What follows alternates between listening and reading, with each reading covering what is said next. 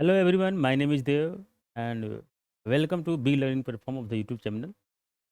आज हम बात करेंगे यूपी ट्रिपल एस सी पेट के सिलेबस से संबंधित इकोनॉमी से जो प्रश्न आते हैं उसके सिलेबस के बारे में चर्चा करेंगे और उसके रिगार्डिंग ही हम आगे क्लास का को कंटिन्यू करेंगे।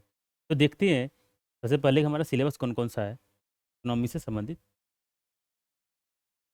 अगर यूपी ट्रिपल एस सी और पीट के इकोनॉमिक्स के सिलेबस के बारे में बात किया जाए तो पहला हमारा टॉपिक आता है भारतीय अर्थव्यवस्था 1947 से 1991 तक। इसके बीच में जो भी घटनाएं घटी हुई हैं, भारतीय अर्थव्यवस्था में जो बदलाव आए हुए हैं, सरकार ने जो योजनाएं प्रोजनाएं बनाई है उसके बारे से संबंधित ही टॉपिक्स इसमें दिए गए हैं। जैसे कि योजना आयोग और पंचवर्षीय योजनाएं जो हैं इसके बारे में हम पहले देखेंगे।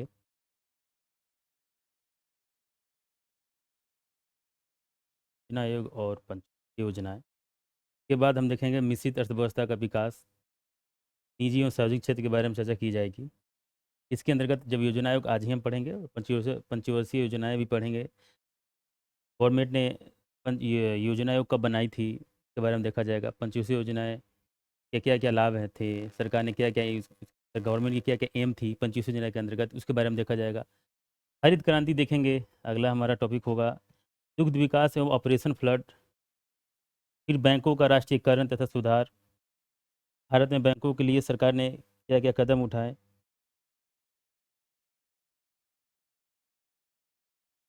हमारा अगला चैप्टर होगा 1991 में आर्थिक सुधार तथा उसके बाद की अर्थव्यवस्था के अंतर्गत। देखिए 2014 के पश्चात के आर्थिक सुधार, 1991 से लेकर 2014 के बीच में जो जो गतिविधियाँ हुई हैं उसके बारे में हम चर्चा करेंगे।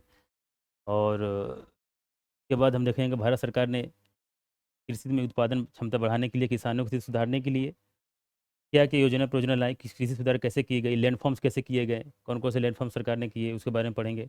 ढांचागत सुधार क्या क्या हुए थे, श्रम सुधार क्या हुए थे। सरकार कई तरह के लैंडफॉर्म्स लाती है समय समय पे, अभी भी वर्तमान में लैंडफॉर्म्स आई हुई है, उसके बारे में हम चर्चा करेंगे। फिर आर्थिक सुधार जो भी किए गए हैं योजना परियोजना के आधार पर कानून बना के और भी सारी चीज़ों से, उसके बारे में देखा जाएगा। और लास्ट में हम देखेंगे जीएसटी। देखा जाए तो पेट के अंतर्गत इकोनॉमिक्स के का सबसे छोटा सिलेबस है, कुछ ज़्यादा नहीं है, इसको बहुत आसानी से पढ़ा जा सकता है। और इस सेशन में हमारी कोशिश ये रहेगी कि पेट में जो भी पाँच लगभग 4 से 5 प्रश्न नए सिलेबस के अनुसार 5 प्रश्न आएंगे, तो कोशिश ये रहेगी 5 प्रश्न में 5 आप करके आएँ। और साथ ही साथ यूपीएसआई, बिहार एसआई और अन्य इस तरह के जो एग्ज़ाम होंगे उससे भी उन एग्ज़ामों में भी आपको फ़ायदे होंगे। तो हम शुरू करते हैं हमारा पहला टॉपिक, योजना आयोग, प्लानिंग कमीशन। देखिए आज़ादी के बाद कई तरह की भारत में गरीबी थी, सरकार के पास किसी तरह कोई योजना प्रोजना नहीं थी। अंग्रेजों ने 200 वर्षों तक जब भारत में राज करके गए तो उसके बाद भारत की स्थिति बहुत ही बदतर थी। तो गवर्नमेंट को ये था कि सबसे पहले कि कुछ ऐसे कदम उठाया जाए जिससे गरीबी चली जाए, भारत की अर्थव्यवस्था जो है थोड़ी मजबूत हो। इन सारी चीज़ों पे सरकार साथ ही साथ इसमें भी चाहती थी कि जो गरीबी अमीरी के जो बीच में खाई बढ़ती जा रही है उसको कैसे मैनेज किया जाए। महिलाओं की स्थिति सबसे बदतर थी, जनजातीय लोगों की स्थिति बदतर थी, जो पिछड़े हैं उनको उनकी स्थिति बदतर थी। इन सभी चीज़ों को एक तरह एक साथ लाने के लिए कोशिश सरकार करना चाहती थी। अब ये कैसे होता? अब ये करने के लिए किसी भी राष्ट्र में किसी भी तरह के ग्रोथ के लिए क्या ज़रूरी है? कृषि में जहाँ भी अगर सोर्सेस हैं तो साथ ही साथ उसमें उत्पादन क्षमता बढ़ाएँगे, फैक्ट्रियाँ लगाएँगे, इंडस्ट्री लगाएँगे। इसके साथ जो रिसोर्सेस हैं उस राष्ट्र में उसका उपयोग कैसे करें, आधुनिकीकरण की बात की जाएगी। इन सारी चीज़ों के लिए सरकार ने योजना सोचा कि कोई योजना आयोग आयोग बनाया। अब बात ये है कि योजना आयोग अगर देखा जाए, सबसे इम्पोर्टेंट बात ये है कि प्रश्न आते हैं कि योजना आयोग की स्थापना कब हुई थी? पूछा जा सकता है, तो यह हमें ध्यान रखना है कि 15 मार्च 1950 को।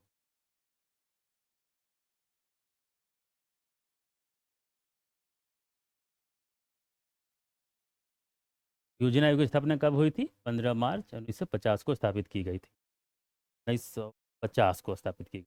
15 मार्च 1950 हमें याद कर लेना। और दूसरे प्रश्न ये आते हैं कि योजना आयोग किस तरह का बॉडी है? संवैधानिक है या असंवैधानिक है, वैधानिक है, गैर संवैधानिक है? कई तरह की चीज़ें इसमें आती हैं। तो हम इसको कहें तो एक तरह का ये सरकारी निकाय है, गैर संवैधानिक कह सकते हैं। अब इन इसमें अगर आप पॉलिटी पढ़ते होंगे तो इसमें आप जानते होंगे कि संवैधानिक कौन से हैं, वैधानिक कौन से हैं, गैर संवैधानिक क्या है। जिस बॉडी के बारे में या जिस कानून के बारे में संविधान में है, पहले से लिखा हुआ है या संशोधन करके लिखा जाए, वो संवैधानिक है। और जिस बॉडी के बारे में कोई भी सरकार का जो अंग है या और भी सारी चीज कानून बनाकर अगर उसको किसी तरह एक्ट लाया गया और पार्लियामेंट से पास हो गया तो उसको वैधानिक बॉडी का। और असंवैधानिक क्या है? असंवैधानिक उसको कहते हैं जो संविधान के विपरीत हो, जो उसका हनन करे वो असंवैधानिक है। इन सारी चीज़ों को आप जानते होंगे। तो योजना आयोग किस तरह की बॉडी है? तो योजना आयोग सरकारी निकाय है, गैर संवैधानिक बॉडी। इसमें हम ध्यान देंगे। अब योजना आयोग एक सरकारी निकाय है जो आर्थिक और सामाजिक विकास के लिए योजना बनाया करती थी। जब योजना आयोग का निर्माण हुआ तो ये आर्थिक और सामाजिक विकास को ज़्यादा ध्यान में रखा गया था। इसी के आधार पर सरकार योजना आयोग ने कई तरह की पंचवर्षीय योजना बनाई। जो 12 पंचवर्षीय योजना हम पढ़ेंगे इस लेक्चर में, आगे देखा जाएगा। योजना आयोग जब बना था तो उसका अध्यक्ष जो है, अध्यक्षता प्रधानमंत्री करते थे। जैसे आज भी वर्तमान में नीति आयोग है, उसका भी अध्यक्षता प्रधानमंत्री ही करते हैं। तो और उपाध्यक्ष जो है उसकी नियुक्ति जो है प्रधानमंत्री करते थे। कैसे किया जाता था वो? उस समय जो इकोनॉमिक्स के सबसे अगर कोई जानकार व्यक्ति हैं, महान व्यक्ति हैं, तो उनको इसका उपाध्यक्ष बनाए जाते थे। आज भी वैसे ही है, बनाए जाते हैं नीति आयोग के भी। और क्या क्या काम थे योजना आयोग के बारे में थोड़ा सा आप देख लेते हैं। योजना आयोग का मूल उद्देश्य था मानवीय और भौतिक संसाधनों का उपयोग कर उत्पादकता को बढ़ाकर रोजगार के अधिक से अधिक अवसर उपलब्ध कराना था। योजना आयोग एक सलाहकारी निकाय के रूप में संचालित थी। इसका नेतृत्व प्रधानमंत्री करते थे, मैंने बताया ही। योजना आयोग उसमें भी सलाह ही देती थी और आज भी ये सलाह ही देती है। अभी तो संवैधानिक बॉडी नहीं है। अगर संवैधानिक बॉडी होती तो ये बाइंडिंग हो जाती गवर्नमेंट पे। इसलिए सलाहकारी निकाय है। आगे हम कुछ जिम्मेदारियाँ थी जिसमें महत्वपूर्ण जिम्मेदारियाँ देखा जाए तो दो तीन दो चार पाँच जिम्मेदारियाँ थी। इसमें महत्वपूर्ण दो जिम्मेदारियाँ हैं। पहला तो ये है कि जैसे कि योजना अगर जब योजना आयोग जब कोई योजना बनाएगी, जो सिफारिश देगी सरकार को, तो प्राथमिकता किसको दिया जाए? पहले कृषि को दिया जाए या उद्योग को दिया जाए या टेक्नोलॉजी को दिया जाए, प्रौद्योगिकी को दिया जाए, या अन्य किस सारी चीज़ों को दिया जाए? किस चीज़ को पहले दिया जाए? तो इस आधार पे भी योजना आयोग जो है योजना बनाने का, पंचवर्षीय योजनाएं जो बनाए गए इसको ध्यान में रखा गया है। साथ ही साथ इसमें कब किस तरह की मशीनरी का जरूरत पड़े, देश में पड़ेगी, उसका भी सजेशन, उसका भी सिफारिश सरकार से कर दी थी। 13 अगस्त 2014 को योजना आयोग का नाम बदल के नीति आयोग कर दिया गया। बाकी काम सेम है। एक तरह से आज के टाइम में नीति आयोग एक थिंक टैंक कहा जाता है भारत सरकार के लिए। तो ये तो रहा योजना आयोग के बारे में जो इंपॉर्टेंट बातें थी बता दी गई है। कोई खास इंपॉर्टेंट नहीं है योजना आयोग, लेकिन जितना इंपॉर्टेंट था वो मुख्य बिंदु को बता दिया गया आपको। आगे हम देखते हैं। पंचवर्षीय योजनाएं पढ़ने के पहले हमें जानना चाहिए कि योजना होता क्या है। जैसे कि हम पंचवर्षीय योजना पढ़ेंगे तो योजना योजना का मीनिंग क्या होता है, हम पहले ये समझ लेते हैं थोड़ा सा। देखिए, वो योजना का मतलब ये है कि हमारे पास जो भी संसाधन है, हमारे पास जो भी स्ट्रेंथ है, उसको कैसे उपयोग किया जाए किसी पर्टिकुलर टाइम के अंतर्गत। कोई समय दिया है, 1 साल 2 साल 5 साल, जो भी समय दिया हुआ है, उसके अंतर्गत हमारे पास जो रिसोर्सेस हैं, वाटर रिसोर्सेस हैं या लैंड रिसोर्सेज है, और भी जो रिसोर्सेज हमारे पास जो स्रोत है, जल स्रोत है और सारे स्रोत हैं, उसका उपयोग 1 साल के अंतर्गत करके उत्पादन क्षमता कैसे बढ़ाएं। कृषि में टेक्नोलॉजी का उपयोग करके कैसे उत्पादन क्षमता बढ़ाए। जो बड़ी बड़ी इंडस्ट्री है, उद्योग हैं, उनमें कैसे उत्पादन क्षमता बढ़ाया जाए। इन सारी चीज़ों को ध्यान में रखना ही योजना ही कहा जाता है। जिससे सिर्फ देश का जीडीपी ही ना बढ़े, साथ ही साथ लोगों के पर कैपिटा इनकम बढ़े, लोगों की स्थिति सुधरे, रहने का तरीका, लोगों के रहने के तरीके में बदलाव है, लोगों में स्किल डेवलपमेंट हो, कई सारे सर्वांगीण विकास हो लोगों का, देश का, राष्ट्र का। इन सारी चीज़ों को एक निर्धारित समय के अंतर्गत में करने की कोशिश ही की जाती है। इसी को योजना कहा जा सकता है। इसी के आधार पर हमने पंचवर्षीय योजना बनाया गया योजना आयोग के द्वारा। तो हम शुरू करते हैं पंचवर्षीय योजनाएं क्या क्या थी। उसके पहले हम देखते हैं कि पंचवर्षीय योजना जो बनाई गई थी उसके क्या लक्ष्य थे। तो इसमें देखा जाए तो मुख्यतः 4 लक्ष्य हैं। एक तो समृद्धि है, दूसरा आधुनिकरण, समृद्धि इसको कहते हैं ग्रोथ,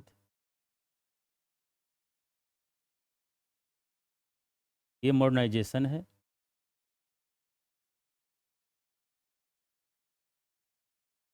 नेक्स्ट है सेल्फ रिलियंस, आत्मनिर्भर।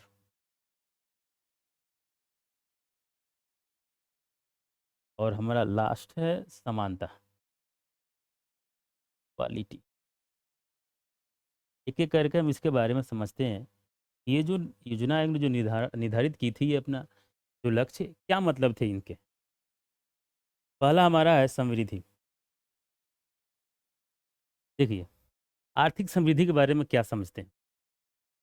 जब भी समृद्धि की बात की जाती है, ग्रोथ की बात की जाती है, तो पहले तो हमें दिमाग में ही आता है कि कुछ ना कुछ डेवलपमेंट हो रहा होगा। तो किस चीज़ में डेवलपमेंट हो रहा होगा। तो योजना आयोग ने ये प्लान किया, उसमें ये योजना बनाई कि पहले हम क्या करते हैं कि इसमें हम ध्यान देखें देंगे कि पहले ग्रोथ हो। किसका ग्रोथ हो, राष्ट्र का ग्रोथ हो। अब राष्ट्र का ग्रोथ कैसे होगा, जब लोगों का ग्रोथ होगा, क्योंकि लोगों से ही तो राष्ट्र बनी हुई है। साथ ही साथ लोगों की ग्रोथ कैसे होगा, तो लोगों का ग्रोथ कैसे होगा, जब गरीबी जाएगी, तब पर कैपिटा इनकम बढ़ेगा। ये कैसे होगा, जब भारत की जीडीपी बढ़ेगी। इस सारी चीज़ों के लिए इन चीज़ पे ध्यान दिया गया योजना आयोग द्वारा। तो आर्थिक समृद्धि इसको कहा जाता है।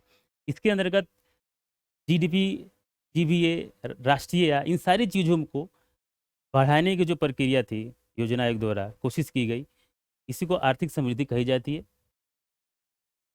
दूसरा हमारा है आधुनिकरण, मॉडर्नाइजेशन। अब देखिए, कृषि में अगर पहले, आज़ादी के पहले या आज़ादी के बाद भी कई दशकों तक कृषि में जो है उत्पादन क्षमता बहुत ही निम्न रही। इसके कारण उत्पादन तो होती थी, पर उतना हमारी जो ज़रूरत थी उसके अनुरूप नहीं हो पाती थी। फिर सरकार क्या करती थी, सरकार बाहरी देशों से आयात करती थी। तो इन स, इस समस्याओं के निवारण के लिए योजना आयोग ने इस चीज़ को भी ध्यान रखा कि हम सिर्फ ग्रोथ पे ही ध्यान देंगे तो इससे काम नहीं बनेगा, आधुनिकीकरण जरूरी है। तो कैसे आधुनिकीकरण किया जा सकता है किसानों के लिए। किसानों को जो नए किस्म के बीज हैं वो मुहैया कराया जाए, जो कम ही क्षेत्र में ज़्यादा उपज होता है। साथ ही साथ उन इंडस्ट्री को, उन उद्योग को वैसे मशीन दिया जाए जो कम समय में उत्पादन क्षमता बढ़ा सके। इससे क्या होगा, उत्पादन तो हमारी बढ़ेगी बढ़ेगी, साथ ही साथ हम निर्यात भी कर पाएंगे, अपनी ज़रूरत पूरा करेंगे और निर्यात भी करेंगे अन्य देशों को जो सक्षम नहीं है। इससे भारत की इकोनॉमी और बेहतर होगी। इसलिए मॉडर्नाइजेशन भी बहुत महत्वपूर्ण है योजना आयोग के लिए, ऐसा योजना आयोग को लगा। हमारा तीसरा लक्ष्य था आत्मनिर्भरता। हमारे दिनों आज भी पढ़ते हैं, मान गवर्नमेंट आत्मनिर्भरता पे काफ़ी जोर देती है। तो आत्मनिर्भरता का मतलब क्या है, जैसे कि हम अपने घर में हमारे पास जो भी संसाधन है, हम उसमें ही अपना काम पूरा कर लेते हैं, ना कि बाहरी किसी दूसरे व्यक्ति से कुछ लेना पड़े। कहने का मतलब है कि भारत सरकार, भारत के अंतर्गत जो भी रिसोर्सेज है, जैसे कि जल स्रोत है, लैंड रिसोर्सेज है, ह्यूमन रिसोर्सेज है, खुद मानव जो एक तरह का स्रोत होता है। इसके अलावा और भी जो स्रोत है, जैसे कि जंगल है हमारे पास कई किस्म के अ, मसाले वगैरह होते हैं हमारे यहाँ, और भी संसाधन हैं। इन सारी चीज़ों का इस्तेमाल करके हम अपनी ज़रूरत पूरा कर पाएँ, इसको कहा जाता है आत्मनिर्भर। ना कि हम किसी दूसरे देश पे डिपेंड रहे, जिसे आयात हमारे यहाँ हम करके उससे अपना ज़रूरतें पूरा करें, बल्कि अगर उसकी ज़रूरत हम अपने संसाधन से पूरा कर सकते हैं तो हम उसको अपने संसाधन के लिए उपयोग करें। यही है आत्मनिर्भरता। इस पे सरकार वर्तमान में जोर दे रही है। योजना आयोग को भी ये बहुत महत्वपूर्ण लगा, तो इन्होंने अपने लक्ष्य में इसको रखा। हमारा अगला लक्ष्य है समानता। देखिए, ग्रोथ हो गया देश में, ठीक है, हमने कई तरह के नए नए मशीन भी लाए, नए बीज लाए, मॉडर्नाइजेशन भी किया। इसके अलावा कई तरह के हमने डेवलपमेंट के अंतर्गत लोगों की पर कैपिटा इनकम सुधार दी, भारत की जीडीपी बढ़ गई। इन सारी चीज़ों के अलावा सबसे महत्वपूर्ण है समानता। आए दिन कई दशकों में आपने देखा होगा, अमीर और गरीब के बीच में जो खाई है वो बढ़ती जा रही है, जिससे कई तरह के एकता स्थापित नहीं की जा सकती। एक राष्ट्रीय भावना अच्छे से पनप नहीं सकता जब तक ये खाई को हम कम ना कर दे या समाप्त ना कर दे। इसके लिए सरकार ने इसके लिए योजना आयोग ने समानता पे जोर दिया। अब समानता यहाँ पे क्या मतलब है? समानता का मतलब है कि जैसे कि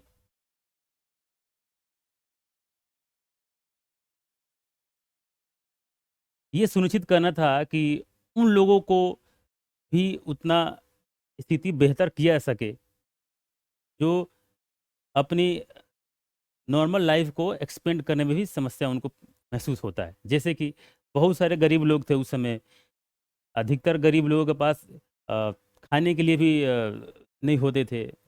तो सरकार ने कई तरह का फूड कॉर्पोरेशन ऑफ इंडिया के अंतर्गत फूड डिस्ट्रीब्यूट करना शुरू कर दी। इस तरह से चीज़ों को सरकार ने गरीबी के निवारण के लिए काम किया। लोगों को जो डेवलपमेंट हो रहे राष्ट्र के अंतर्गत सिर्फ कुछ कुछ ही लोगों के पास ये डेवलपमेंट का फ़ायदा ना पहुँचे, बल्कि सभी लोगों के पास पहुँचे। इसके साथ ही साथ महिलाओं की स्थिति शुरू से ही सबसे दयनीय रही है, क्योंकि उनको ऑफिसों में काम नहीं करने दिया जाता था। देखा जाए तो विश्व में सबसे 50% की अगर जनसंख्या अगर पुरुषों की है, तो उतना ही वुमेन वुमेन की भी है, औरतों की भी है। तो एक तरह से देखा जाए तो स्रोत 50% स्रोत को आप जब काम ही नहीं करने देंगे, तो फिर कैसे राष्ट्र का विकास होगा? इस आधार पर भी योजना आयोग ने समानता को सम्मिलित किया। इसके अलावा उन वो जो पिछड़े तबके के लोग हैं, एससी एसटी और भी जो माइनॉरिटी जातियां हैं, जो इस तबके से बाहर थी, जो गरीब थे, जिनको मौका नहीं दिए जाते थे, उस पर सरकार ने ध्यान दिया। योजना आयोग ने इसको इसीलिए सम्मिलित किया कि समानता को ज़्यादा महत्व दिया गया। और योजना आयोग इन 4 लक्ष्यों पे 12 पंचवर्षीय योजना तैयार किए, और गवर्नमेंट ने इस पंचवर्षीय योजना पे को लागू कराया, और सिर्फ लागू ही नहीं कराया, इसमें भारत सरकार को एक बेहतरीन और बहुत अच्छी रिजल्ट भी मिला। हम शुरू करते हैं अपना पहला पंचवर्षीय योजना। सबसे महत्वपूर्ण होगा पंचवर्षीय योजना में आपके लिए, आपको याद रखने वाली चीज़ होगी। एक तो याद रखने के लिए है कि आप पंचवर्षीय योजना, प्रथम पंचवर्षीय योजना कब तक रही है, तो 1951 से 1956 तक, ये डेट हमें याद रखना है। और साथ ही साथ कि ये योजना पूछा जाता है कि मान लीजिए प्रथम पंचवर्षीय योजना जो है किस मॉडल पर आधारित थी, ये पूछा जाएगा। तो हम आप याद रखें कि हेराड डोमर मॉडल पर आधारित थी। और इसमें किस चीज़ को बढ़ावा दिया गया, किस सेक्टर को बढ़ावा दिया गया, तो ये कृषि को इसमें उच्च प्राथमिकता दी गई थी। सबसे महत्वपूर्ण ये है। बाकी एक्स्ट्रा नॉलेज के लिए ये भी है आपके लिए, इस योजना के दौरान राष्ट्रीय आय में 18% की बढ़ोतरी हुई थी, और पर कैपिटा इनकम भी बढ़ा था। डेटा फिलहाल यहाँ पे मायने नहीं रखता, बस ध्यान रखने वाली बात ये है, ये 3 पॉइंट है। कब से कब तक रही है? 1951 से 1956 तक। हेराड डोमर मॉडल पर आधारित थी पंचवर्षीय योजना पहली। और दूसरी पंचवर्षीय योजना के बारे में इसके बाद पढ़ेंगे। और इसमें महत्वपूर्ण एक है, कृषि को उच्च प्राथमिकता दी गई। हमारा नेक्स्ट क्वेश्चन देखते हैं। ये हम एक बार इस पे नज़र लगा देते हैं कि पहली पंचवर्षीय योजना 1951 से 56 तक, दूसरी 56 से 61, तीसरी 61 से 66, चौथी 69 से 74 तक रही है, 74 से 78 तक, 80 से 85। ये सारी चीज़ों को हमें याद कर लेने हैं। फिर सातवीं पंचवर्षीय योजना जो है 1985 से लेकर 1990 तक रही है, और आठवीं रही है 1992 से 1997 तक, नवीं रही है 1997 से 2002 तक, 2002 से 2007 तक रही है 10वीं पंचवर्षीय योजना, 11वीं रही है 2007 से 2012 तक, और 12वीं रही है 2012 से 17 तक। अब आप देखेंगे अगर इस डेटा में, तो आपको कुछ सालों का कुछ गैप दिखेगा।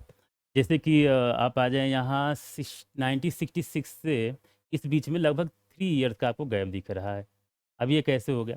तो इसमें सरकार, भारत में कई तरह की समस्याएं भी आई थी, जैसे कि भारत और पाकिस्तान के बीच में जो भी युद्ध हुए थे, इसके अलावा और भी कई तरह की महामारियाँ आती थी। तो इसके कारण सरकार कुछ समय के लिए योजनाओं के द्वारा जो बनाई गई पंचवर्षीय योजनाएं थी, उसको होल्ड कर दी थी, और अलग से कुछ जो महत्वपूर्ण क्षेत्र थे उस पर जोर देती थी। जैसे कि इस बीच में सरकार ने क्या किया कि कृषि पे ज़्यादा जोर दिया, क्योंकि इसकी स्थिति ज़्यादा खराब थी, तो इस पे जोर दिया गया। तो हमें यहाँ पे महत्वपूर्ण ये है कि हमें बस जितनी पंचवर्षीय योजना है, उसके डेट हमें याद कर लेने हैं, क्योंकि यहाँ से प्रश्न आते हैं और पूछे जाते हैं। आगे हम देखते हैं पंचवर्षीय योजना हमारी। द्वितीय पंचवर्षीय योजना के बारे में देखा जाता है 1956 से 1961 61 तक रहा है। ये योजना पीसी महालोनिबस मॉडल पर आधारित थी। किस पे आधारित थी? ये हमें याद रखना है, पीसी महालनोबिस आधार पर मॉडल पर आधारित थी। इसमें किस पे ज़्यादा जोर दिया गया, तो ये दिया गया था उद्योग और खनिजों को उच्च प्राथमिकता दी गई थी। और देखिए, पहली पंचवर्षीय योजना से लेके सातवीं पंचवर्षीय योजना के बीच तक सबसे ज़्यादा सरकार ने ये कोशिश की कि भारत में आत्मनिर्भरता आ जाए। जैसे कि अगर हम कृषि, भारत सरकार यदि अगर कृषि में डेवलपमेंट करना चाहती है तब भी आत्मनिर्भरता आएगी, क्योंकि हम अपना ही उत्पादन जब बढ़ा देंगे तो हमें बाहर से लेना ही पड़ेगा। उसी तरह से द्वितीय पंचवर्षीय योजना में देखिए, इसमें सरकार ने उद्योग को बढ़ावा दिया। अब उद्योग को बढ़ावा दिया तो इसका मतलब ये है कि जब उद्योग बढ़ेंगे तो उत्पादन क्षमता बढ़ेगी, सेवाओं की उत्पादन क्षमता बढ़ेगी, मोबाइल ज़्यादा बनेंगे, फ़ोन ज़्यादा, कार कार ज़्यादा बनेंगे, बस ज़्यादा बनेंगे, और कई तरह की सेवाएं, लैपटॉप ज़्यादा बनेंगी। तो टोटल मिलाकर कहा जाए कि इसमें भी जो है आत्मनिर्भरता कहीं ना कहीं दिखता है। ऐसे करके सातवीं पंचवर्षीय योजना तक योजना आयोग ने आत्मनिर्भरता पे ज़्यादा जोर दिया। इसके अलावा योजना आयोग और भी इसके कई तरह के महत्वपूर्ण इसके काम आपको देखने को मिलता है। पंचवर्षीय योजना बनाने के पहले भी योजना आयोग का कुछ काम बहुत अच्छे अच्छे रहे हैं, उसके बारे में भी हम डिस्कशन करें कुछ एक्स्ट्रा जब तो शुरुआत करेंगे सेशन में उसमें। इसके अलावा हम आगे पढ़ेंगे तृतीय पंचवर्षीय योजना, जिसके बारे में नेक्स्ट सेशन में बात की जाएगी। फिलहाल आज के लिए इतना ही। Thank you.